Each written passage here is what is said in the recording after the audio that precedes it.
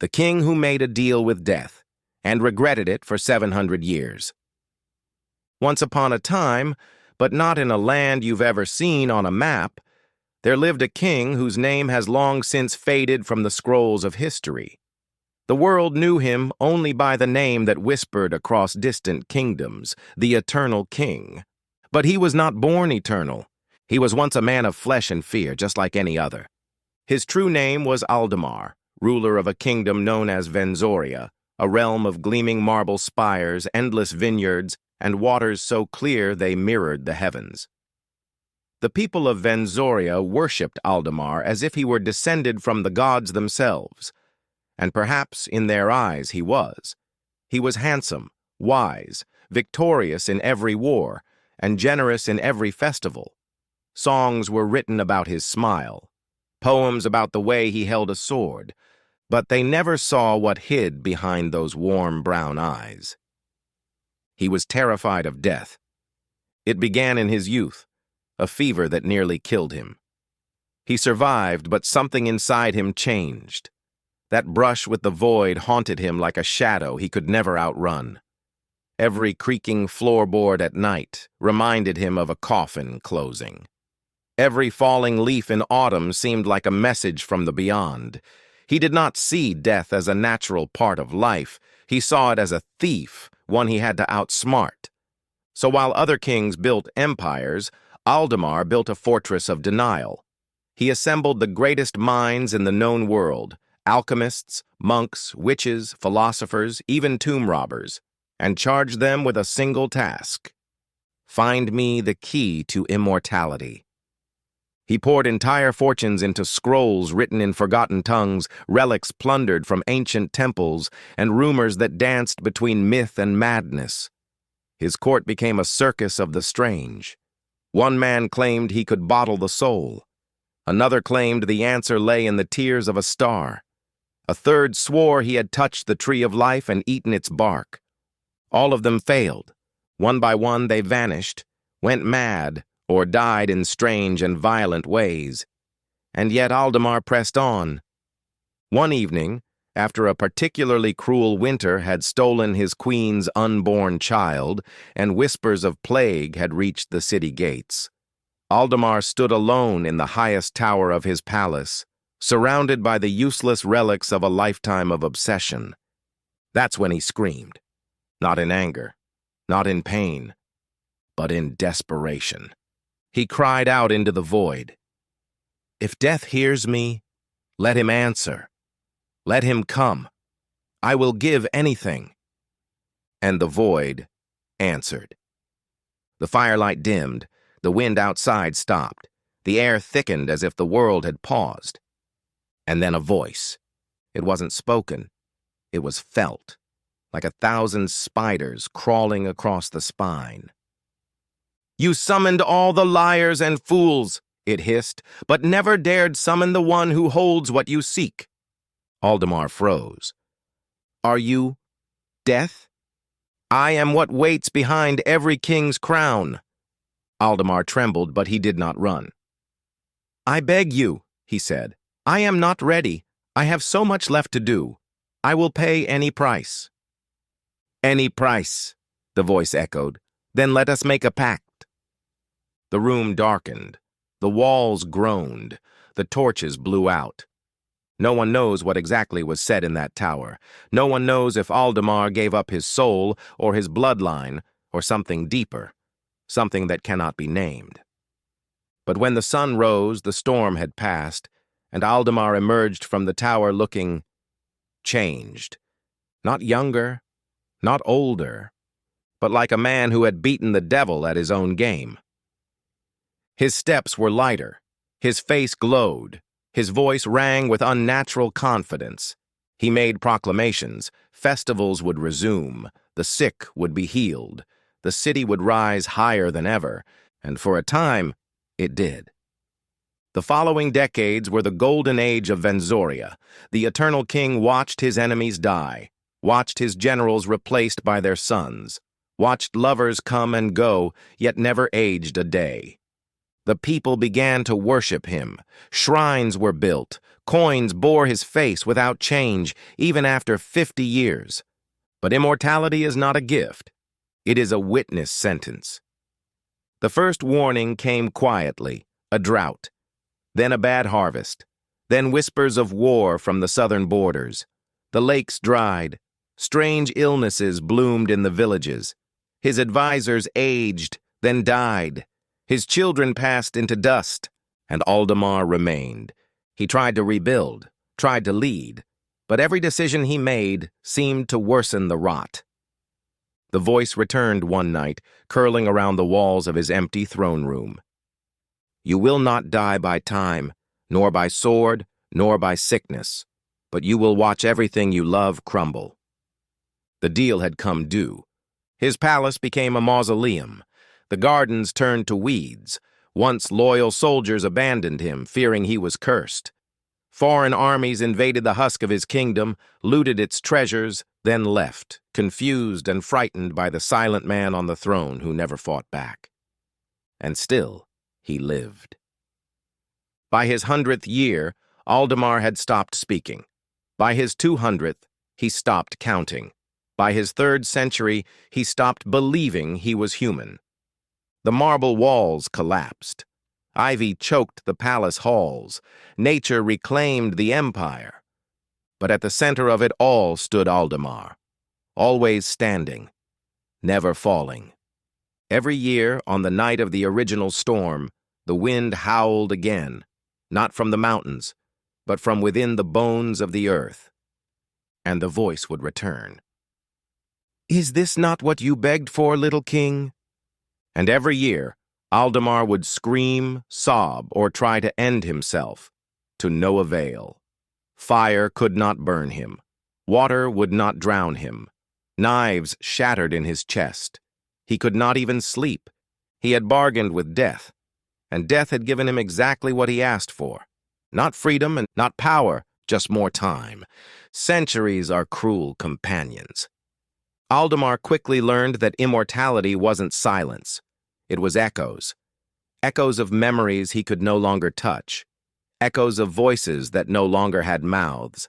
Echoes of his name, rotting with every repetition, until even he could no longer say it without gagging on dust. By his 2nd century of life, Aldemar wandered the ruins of Venzoria barefoot, the marble roads cracked beneath his immortal step. The great towers that once bore the banners of his conquests now leaned like drunks in a storm. Ivy strangled the columns. Wolves made dens in the catacombs where princes had once been crowned.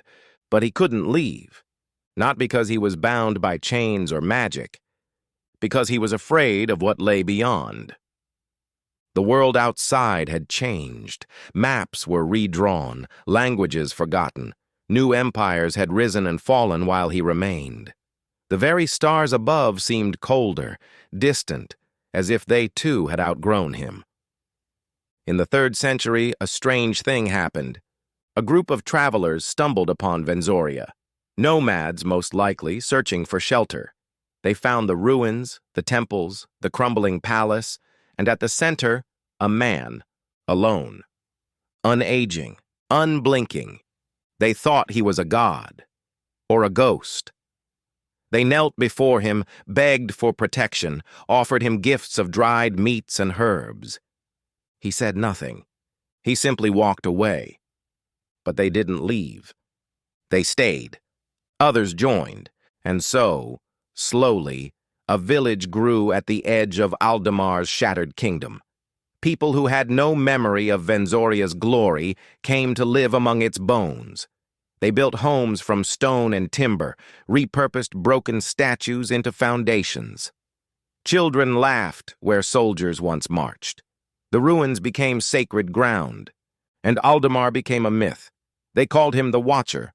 Some claimed he was the last of the mountain gods. Others said he had made a pact with the old spirits. A few feared him. Most ignored him.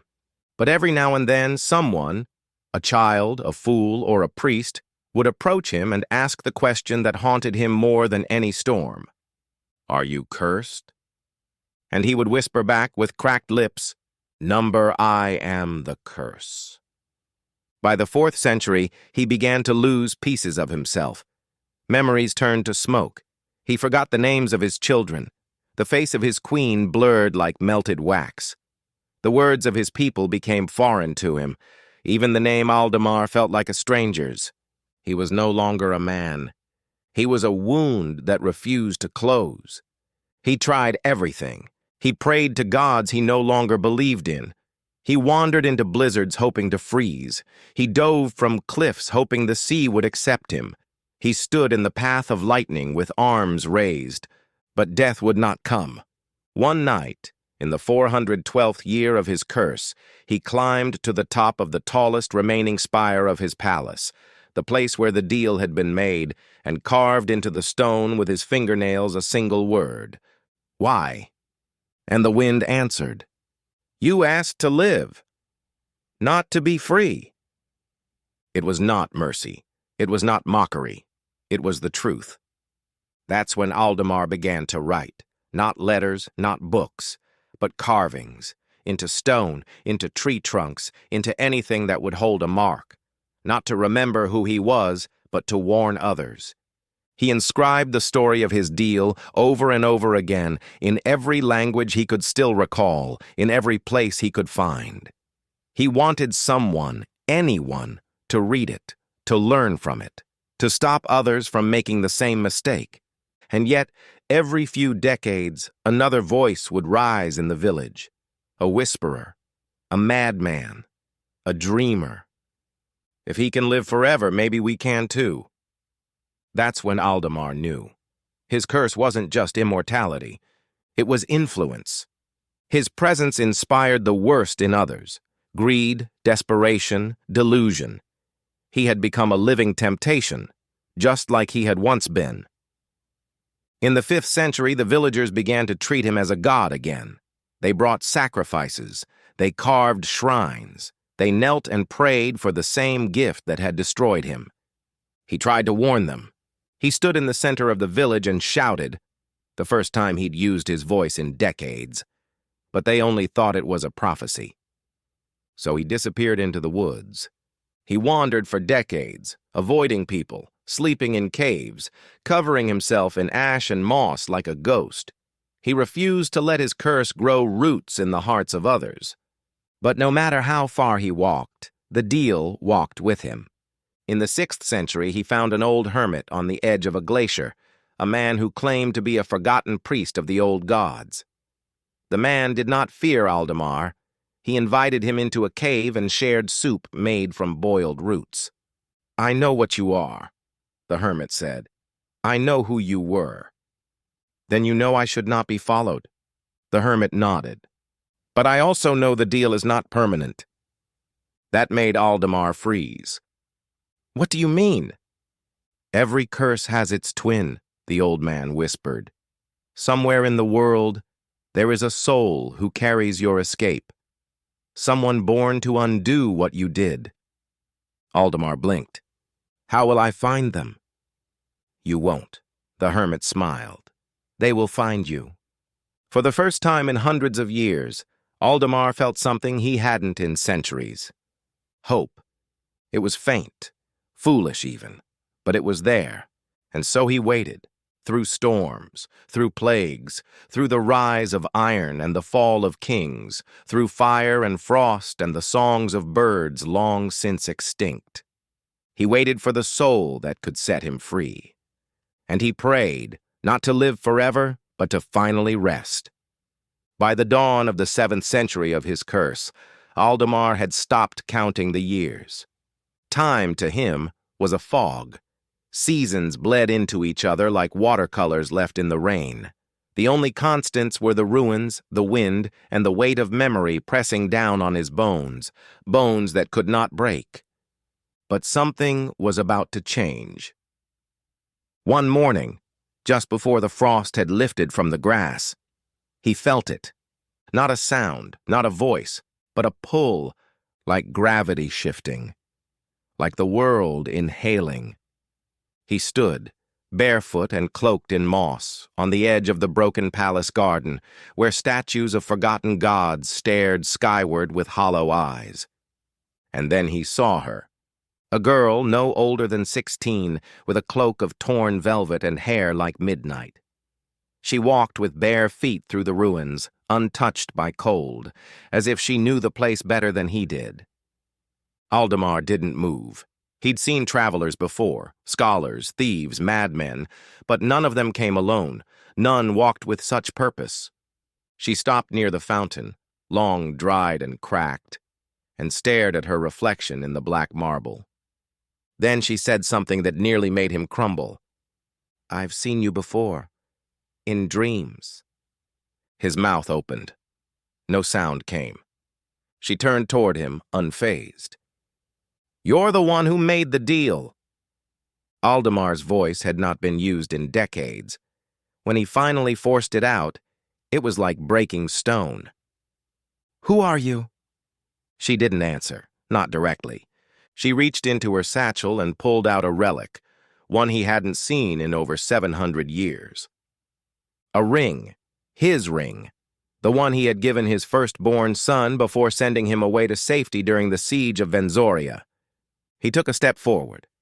"Where did you get that?" "It was buried beneath a tree," she replied calmly, "wrapped in a cloth, with a warning." "What warning?" "That the king who made a deal with death would be waiting for someone who carried his blood and his burden." He stared at her, eyes wide. "You're my—" "No," she interrupted, "not your descendant, but tied to your bloodline through pain." A silence hung between them. The wind moved, but nothing else. She sat on a broken column and looked up at him. "Do you know what it's like to be born cursed, King?" His hands shook. "I do." "No," she said. "You were chosen for your curse. I was born with mine."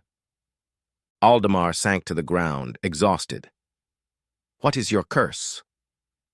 She pulled back her sleeve. On her wrist, etched in skin like molten ink, was a sigil, one he recognized instantly. "Death's mark," he whispered. "Yes," she said. "I was born marked. Everyone who touches me dies. But I don't. I survive. And I've lived too long for someone so young."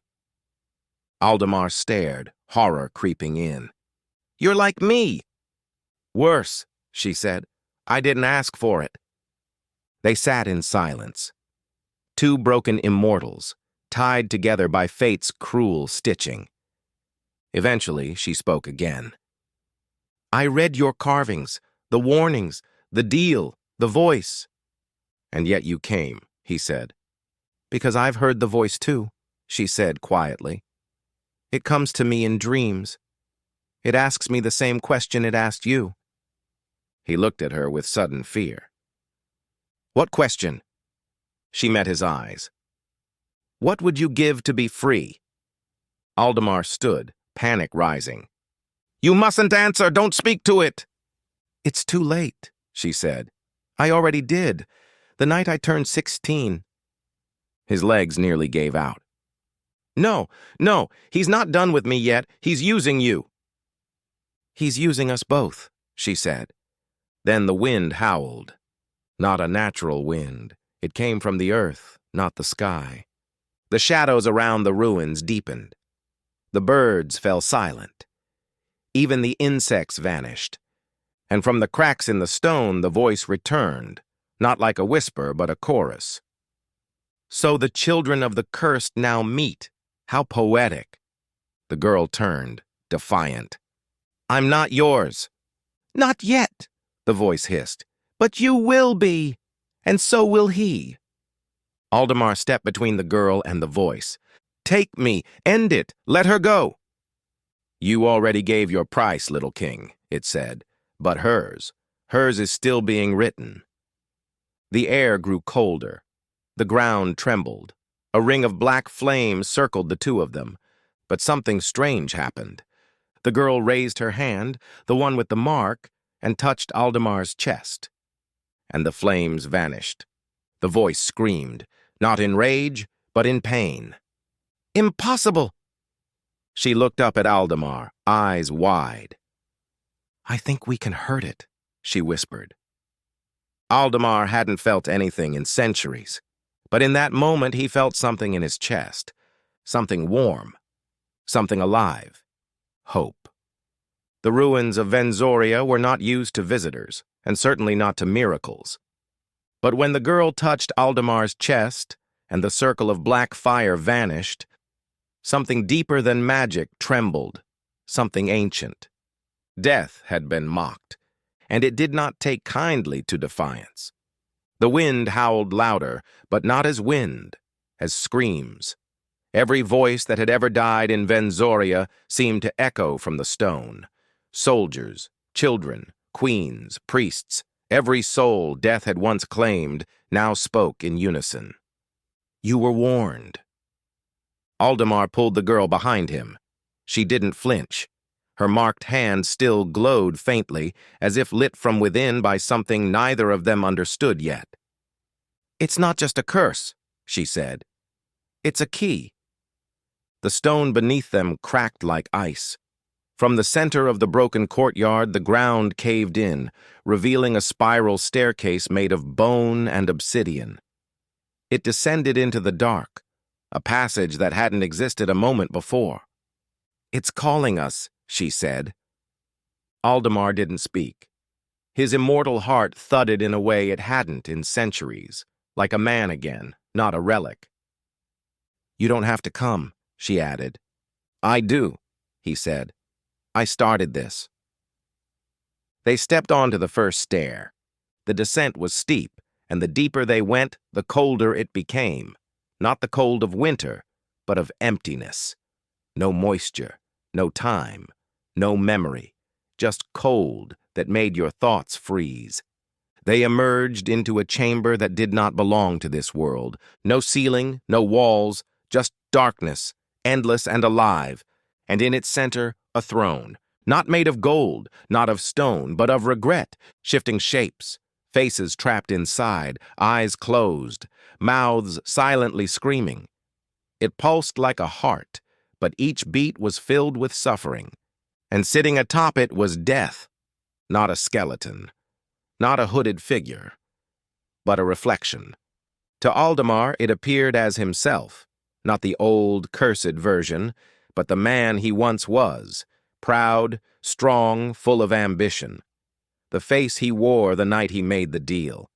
To the girl, it looked different, a mirror of someone she once loved, her twin brother, the only person who ever held her hand before he died on her 16th birthday.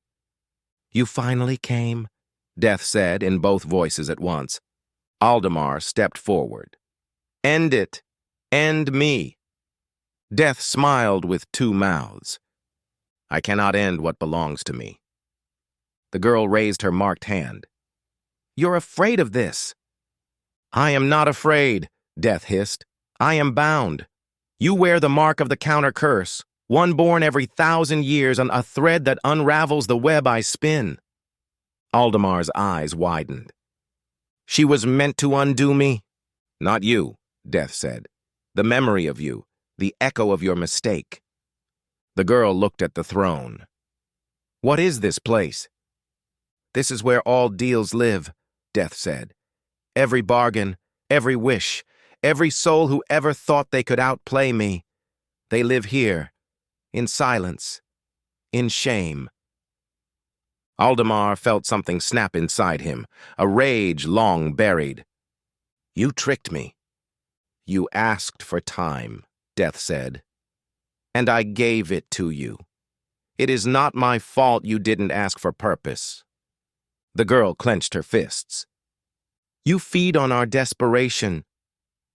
"I feed on your honesty," Death whispered, "because when you are desperate, you are most honest, and when you are honest, you are mine." The walls, if they could be called that, began to ripple. Faces pressed from the shadows, familiar ones. Aldemar's queen, his children, his firstborn son. All of them watched. "They were the price," Death said. Not because I took them, but because you chose yourself over them. Aldemar fell to his knees. Then let me pay. Now. It doesn't work that way, Death said. You asked to live. You did. You still do. The girl stepped forward. The mark on her hand blazed like a fire now. Then I'll break the deal. Death laughed. Break me? You are a spark. I am the darkness that gave it birth. But as she lifted her hand toward the throne, something unexpected happened. The faces in the throne began to sing, softly, like a hum, a lullaby, a memory. And Death flinched. No, it whispered. Not now. The girl turned to Aldemar. It's not my curse. It was never mine. It's theirs. What do you mean? The ones trapped in your deal, your family, your people. They weren't taken. They were bound. Bound to keep you immortal. Bound to anchor the deal. Aldemar gasped. They died because I lived. No, she said. They died because you wouldn't die. The room trembled. The mark on her hand reached out, glowing brighter, until it touched Aldemar's chest again. This time, something broke. The throne cracked, and Death, for the first time, screamed. This is not how it ends. The girl's eyes blazed white. No, she said. This is how it finally ends. The throne cracked once, then again, and a sound unlike anything in this world echoed through the chamber. It wasn't a roar. It wasn't a scream. It was the sound of centuries collapsing. The faces trapped within the throne began to weep, not in pain, but relief. Their mouths moved again, their eyes blinked, and in that moment, Aldemar realized they had been alive, in a way, frozen in a loop of grief, pain, and memory, cursed to suffer as long as he remained untouched. Death stood, or rather rose, from the throne, no longer disguised as a reflection, no longer gentle. It shed its illusions like torn fabric. What stood before them now was neither man nor monster, but a mass of shifting form, limbs that vanished, wings that never beat, and a face made of every soul it had ever taken. It was sorrow and fury wrapped into a form the mind could barely hold. The girl held out her glowing hand. Stay behind me. No, Aldemar said. This is my burden. Not anymore, she said. It became mine the moment I was born into it. Death's voice split into many, each one lashing out like a whip. You think you can undo eternity with hope? You think you can break a deal signed in blood and soul? The chamber darkened. The floor turned to ash. The faces in the throne began to melt into the shadows. You will join them! Death bellowed. Suddenly the darkness lunged, not like a shadow but like a storm, a wave of pain, of forgotten screams, of teeth and bone and broken time. It surged toward them like the wrath of 1,000 gods. And in that split second, Aldemar made a choice. He didn't run. He didn't hide. He stepped forward, into the wave, and wrapped his arms around the girl to shield her. Take me, he shouted. Not her! Let her go! I choose death! The storm stopped, just inches from his skin. Death hesitated. You choose me? It whispered. Yes, Aldemar breathed. I accept the end. I release the deal. I surrender. The silence that followed was suffocating. Death drew closer, its form shrinking, condensing into a tall, cloaked figure with no face, just emptiness. You would give up the very thing you begged for, after all this time? Aldemar nodded. It was never life. It was never time. It was love. It was family. And I traded all of it away for a lie. Death leaned in. And what do you seek now? He closed his eyes. Rest. And for them, He pointed to the fading throne.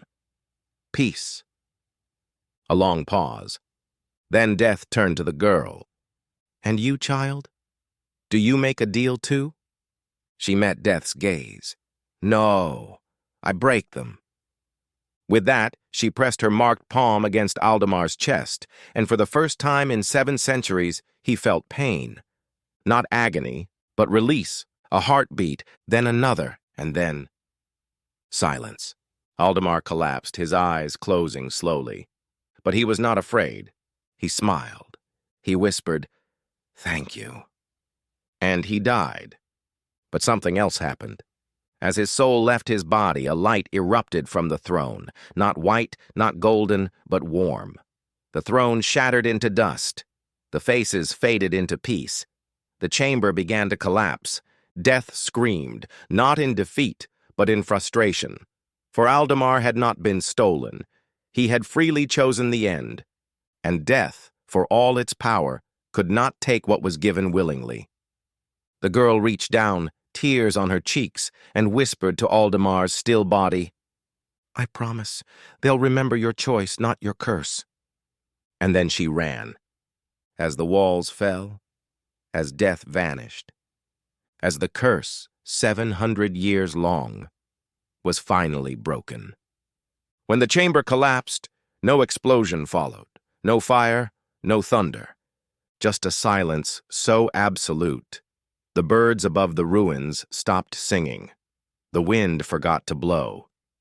The girl opened her eyes. She was no longer underground, no longer in the presence of death. She was standing in the center of Venzoria, or what was left of it. Only now, the ruins were different. The rot was gone. The stones, though still broken, felt at peace. The statues no longer looked haunted. And at the center of it all, where a collapsed throne room once stood, there was now a single tree, tall, silver-barked, with leaves that shimmered like morning dew. Beneath it, a stone, smooth, white, and engraved by hand. Here lies Aldemar, the last king of Venzoria. He asked to live forever. In the end, he chose to let go. The girl knelt beside the stone. No one was there to see her. No crowds, no ceremony, no music. But it didn't matter.